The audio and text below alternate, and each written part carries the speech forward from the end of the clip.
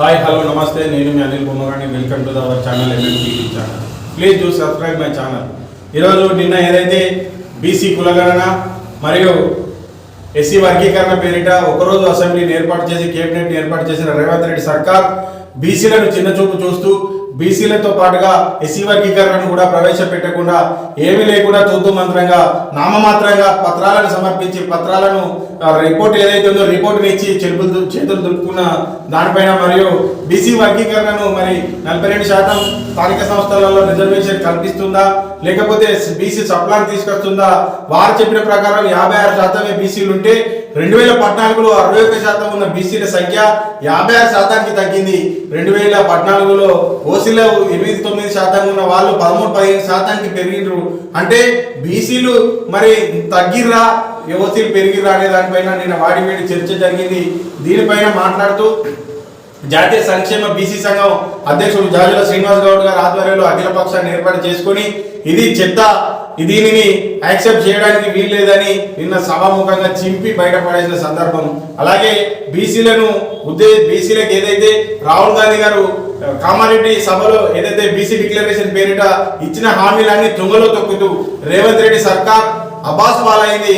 రేవంత్ రెడ్డి సర్కార్ రావడమే బీసీలను ఏదైతే బీసీలకు ఇస్తానని చెప్పిన బీసీల పేరిట నిన్న సభను ఏర్పాటు చేసి కేబినెట్ ను ఏర్పాటు చేసుకుందామని చెప్పి సభ ప్రారంభం కాగానే 2 నిమిషాల్లో వాయిదా వేసుకొని రెండింటికి అని చెప్పడంలోనే ఈ సభను నడిపిన విధానం ఏదైతే ఉందో ఇక్కడ బీసీలను ఎస్సీలను తీవ్రంగా అవమానించిన దానికే భావించాలని ప్రతిపక్ష పార్టీలు నిన్న గగ్గోలు పెట్టడం జరిగింది.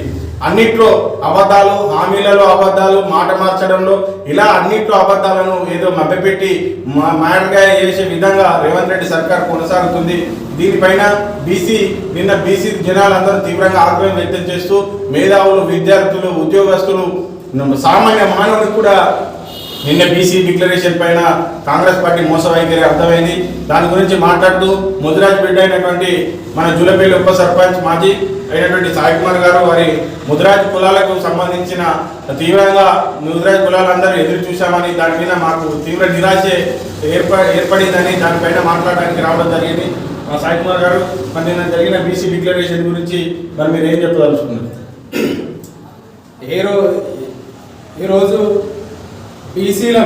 ఈరోజు మన తెలంగాణ రాష్ట్రంలో బీసీలను బొందబెట్టే ప్రయత్నం జరుగుతుందని మేము నిన్నటితోనే తేటతెల్లం అయిపోయింది. నిన్న ప్రత్యేక సభ పెట్టి ఏదో బీసీలకు న్యాయం చేసినాం, 42% స్థానిక సంస్థలలో మరియు ఉద్యోగాల్లో అవకాశం ఇస్తానన్న రేవంత్ రెడ్డి మాటలు దొంగ మాటలని కూడా తేలిపోయింది. నిన్నటి జరిగిన అసెంబ్లీ సమావేశం సాక్షిగా కామారెడ్డిలో ఆ రోజు బీసీ డిక్లరేషన్ పెట్టిండో సభ పెట్టిరు. ఆ రోజు బీసీల గురించి మాట్లాడిన రాహుల్ గాంధీ ఎక్కడ ఉన్నాడో ఇవాళ చెప్పాలి. ఎందుకంటే ఇలా బీసీలకు అన్యాయం జరుగుతున్నా కూడా పట్టించుకునే నాదుడు లేకుండా ఇవాళ ముదిరాజులను బీసీ డి నుంచి బీసీ ఏకు మార్తాన్న ఆ రోజు ఎలక్షన్ లో చెప్పిన విధంగానే మేము అనుకున్నాం.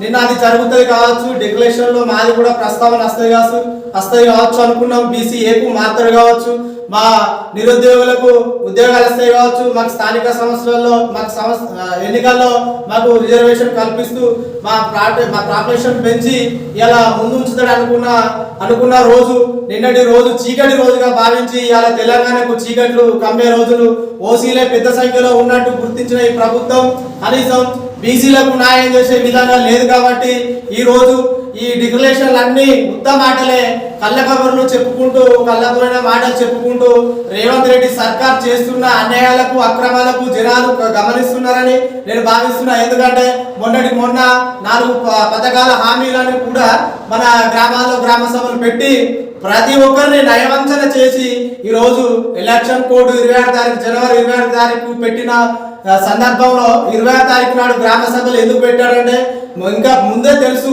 గ్రామ సభలు పెడితే కొన్ని రోజులకే ఎమ్మెల్సీ కూడా వస్తుందని తెలిసి కూడా ఈ గ్రామ సభలు పెట్టి నానా రకాలుగా జనాలను హింసిస్తూ పదే జిరాక్సులు తీపిస్తూ వాళ్ళను గ్రామ సభల్లో ఎర్రటెండర్లు నిలబెట్టుకుంటా వాళ్ళని ఇలా ఇందిరమ్మ ఇళ్ళ పేరిటైనా ఇందిరమ్మ ఆత్మీయ భరోసా పేరిటైనా పెన్షన్ల పేరిటైనా రైతు భరోసా పేరిటైనా రైతు రుణమాఫీ పేరిటైనా ఇవన్నీ చెప్పుకుంటూ కళ్ళ కబుర్లు చెప్పుకుంటూ ఇలా కళ్ళు పూసుకుంటారు అనుకుంటారు జనాలు. బిడ్డ మీకు బుద్ధి చెప్పే రోజు వచ్చినప్పుడు మీకు చెప్తారు, ఈ బీసీ బిడ్డలే మీకు ఓట్లేసి గెలిపించినారని గుర్తు పెట్టుకోవాలి.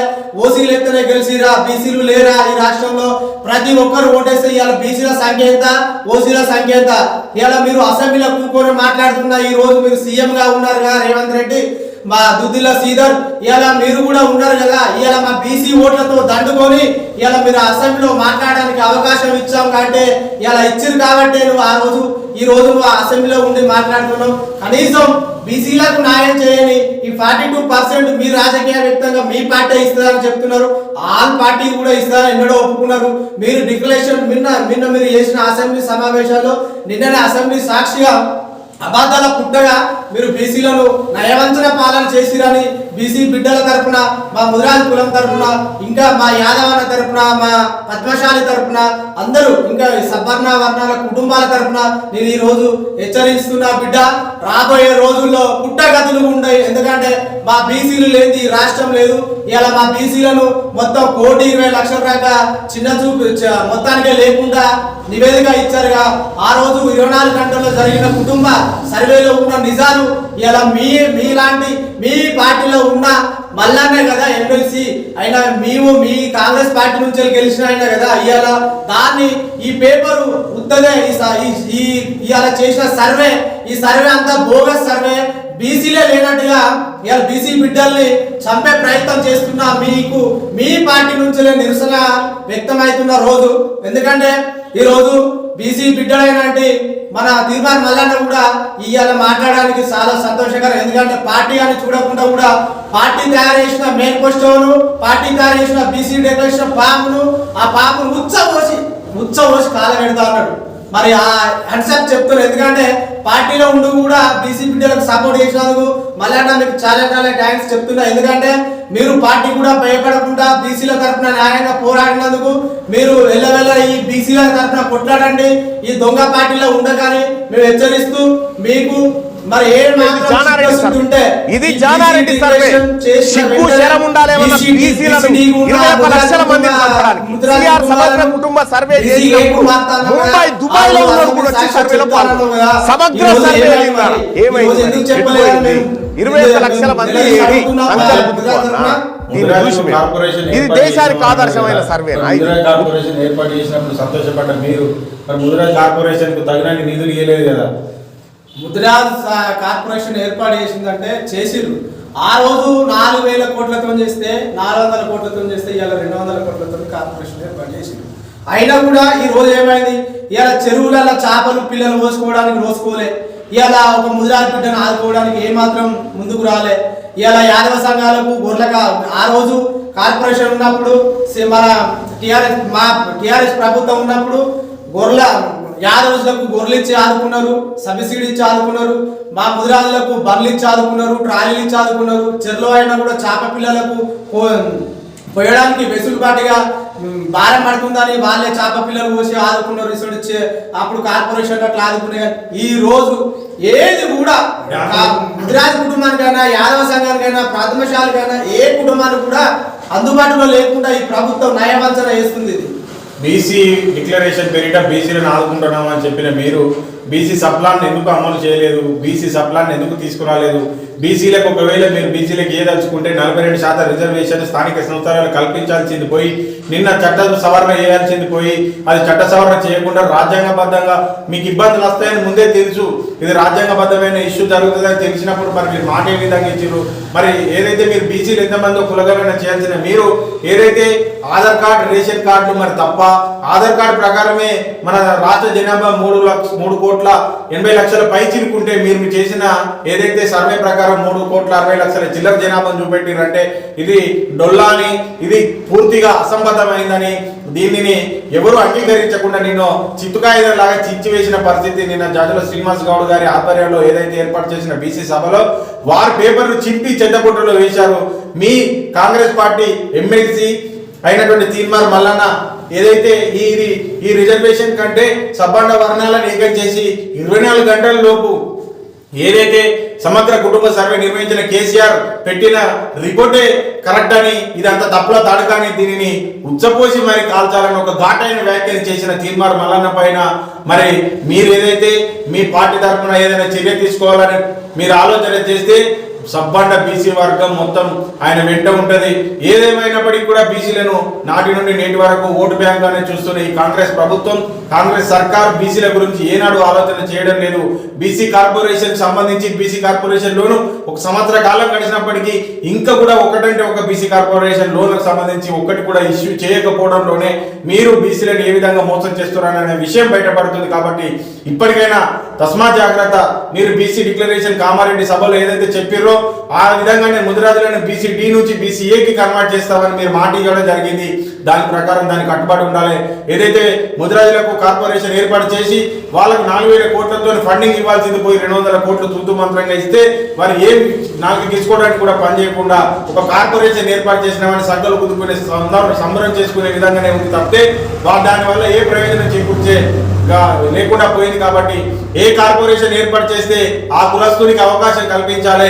ఏదైతే చేప పిల్లలకు సంబంధించింది కానీ వారు రవాణా చేసుకోవడానికి కావాల్సిన రవాణా సౌకర్యాల కోసం చేపలు విక్రయించుకోవడానికి కావాల్సిన మార్కెటింగ్ సంబంధించి కానీ ఏదైతే అవన్నీ గత బీఆర్ఎస్ ప్రభుత్వంలో అప్పుడు నిండుగా డ్యాములు ఉండడం వలన విరివిగా చేప సంపద దొరికేది. చేపలు వారు వలలు వేసి పట్టుకొని మార్కెట్లో అమ్ముకొని వారి జీవనోపాధి కొనసాగించుకునేది. ఈ రోజు మీరు ఏదైతే చిన్న కారణం చెప్పి ఏదైతే కాళేశ్వరం ప్రాజెక్టును ఎండబెట్టి గోదావరిని మొత్తం ఎడారిగా మార్చడం వల్ల ఈ రోజు ఈ ప్రాంత ప్రజలకు చేప పిల్లలు దొరకడం లేదు. ఈ ఎడారిగా ఉంచడంలోనే మీ డొల్లతనం ఏందనేది బయటపడ్డది.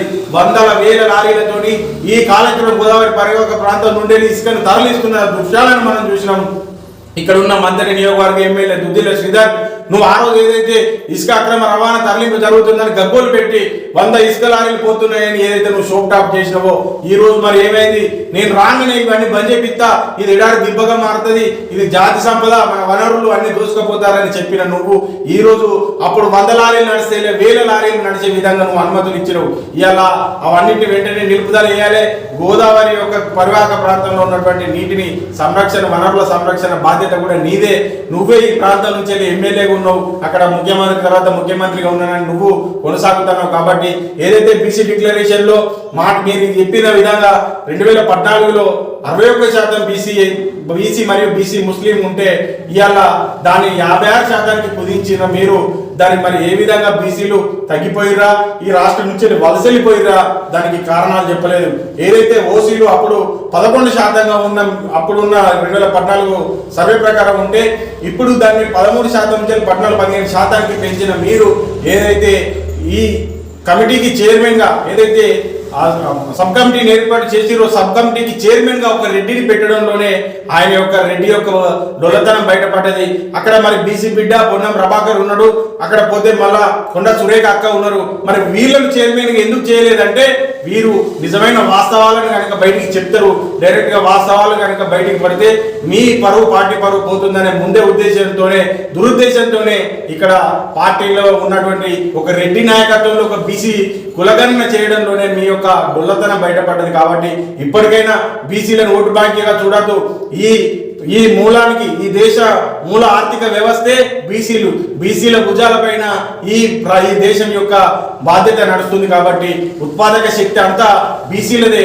ఇక్కడ ఉత్పత్తిని చేయాలన్నా, వస్తువు విక్రయం జరగాలన్నా, వస్తు మార్పిడి కానీ ఏదైనా జరగాలంటే దానికి ఉత్పాదక శక్తే బీసీలు అనే విషయాన్ని మర్చిపోవద్దని తెలియజేస్తూ ఏదైతే నిన్న ఎస్సీ వర్గీకరణ పేరిట ఏబీసీ వర్గీకరణ చేస్తామని చెప్పి అసంపూర్తిగా అసంబద్ధంగా ఏదైతే పార్టీ డిక్లరేషన్ పేరిట చేసిన మీ నిన్నటి సభ ఏదైతే ఉందో అది నవిపోతురు గారుగా నాకేం సిగ్గాలు చందంగా నిన్న అసెంబ్లీ నడిచిన తీరును చూస్తే మనకు అర్థమవుతుంది. చిన్న పిల్లల్లాగా వ్యవహరించిన ఈ అసెంబ్లీ సమావేశాలు, ఈ గౌరవప్రదంగా ఉండాల్సిన చట్టసభలను కూడా మీరు అవమానపరుస్తున్న తీరు ఇది హేయమైందని మేధావులు, సబ్బండ వర్ణాలు, సీనియర్ ఎమ్మెల్యే, పాలిటిషియన్స్ అందరూ కలిసి విమర్శకు దిగజారిన పరిస్థితి. కాబట్టి ఇప్పటికైనా ప్రజారంజకమైన పరిపాలన కొనసాగించాలి. ఏదైతే మా ఉప సర్పంచ్ గారు కోరినట్టు ముదిరాజులను బీసీడీ నుండి ఏకి తీసుకురావాలి, వారికి కావాల్సిన కార్పొరేషన్ కు సంపుష్టికరమైన నిధులను అందించాలి, అన్ని వర్గాలకు కావాల్సిన నిధులన్నింటినీ సమకూర్చి బీసీలకు సప్లాన్ తీసుకురావాలి, బీసీలకు స్థానిక సంస్థల్లో 42% రిజర్వేషన్ కల్పించిన తర్వాతనే ఎన్నికల నోటిఫికేషన్ ఇవ్వాలి తప్పితే మరే కారణంతో కనుక నోటిఫికేషన్ ఇస్తే తస్మాత్ జాగ్రత్త అని తెలియజేస్తూ ఈ అవకాశం ఇచ్చినందుకు మరియు ఇక్కడికి ఇచ్చేసిన సాయి కుమార్ గారికి అందరికీ పేరు పేరున ధన్యవాదాలు. నేను మీ అనిల్ బొమ్మగారు.